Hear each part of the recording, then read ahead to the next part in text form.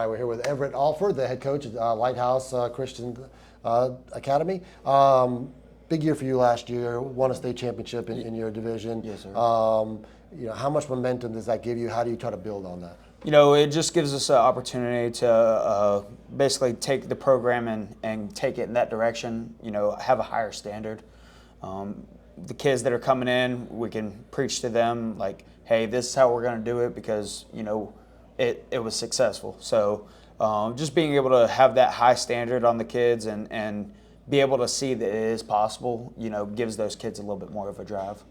Yeah, still relatively, a newer program, and I know the program took some lumps as you were trying to develop it, but now the last 4 years you've kind of lifted it up. What's been the key to kind of elevating it and kind of establishing yourself as someone that is formidable? Yeah, just kind of establishing, a culture, a winning culture on top of a hard-working culture, trying to stay in the weight room, on top of, just keeping a good coaching staff together, giving the kids an opportunity to learn, the X's and O's as well as the moral values that come with being at a Christian school.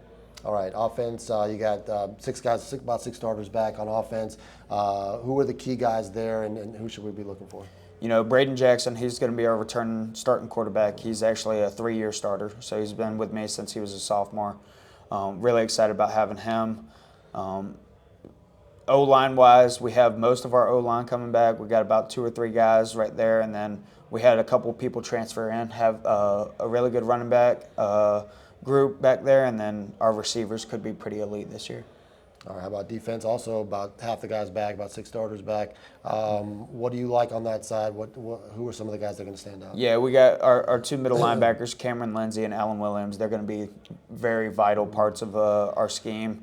We're pretty athletic in the secondary as well. We're going to be able to cover pretty well.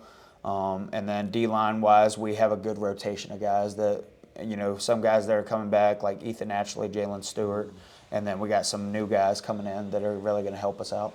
How about the schedule? How does the schedule shape up, non-district anyway, in terms of who you're playing? Yeah, we got some pretty tough games. We got Jay pretty early on. We got Cottondale and Sneeds, I think, is going to be pretty good this year.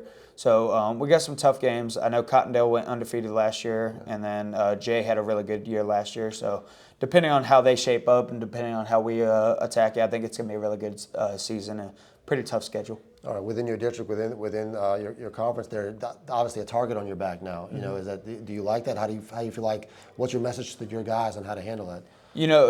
It just play our game.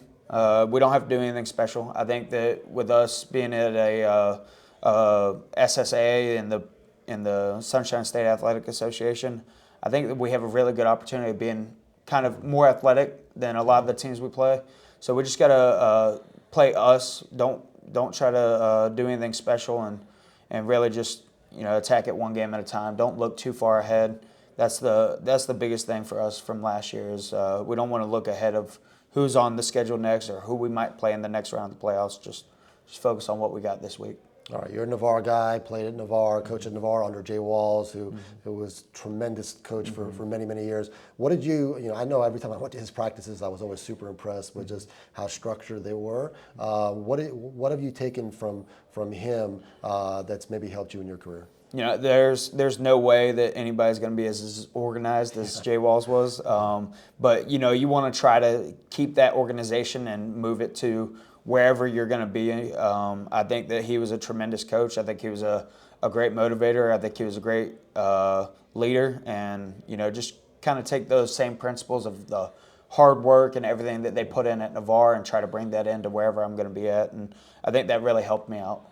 Finally, I'm asking all the coaches about the transfer landscape. It's kind of crazy out there right now with everybody going everywhere, mirroring kind of what we're seeing in college.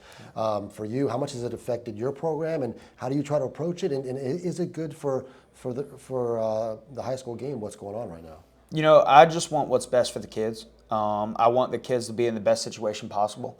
I feel like wherever they go, as long as it's a better situation for them mentally, spiritually, and physically, I think that that's the best thing for them. I have no problem with kids leaving and going to other spots.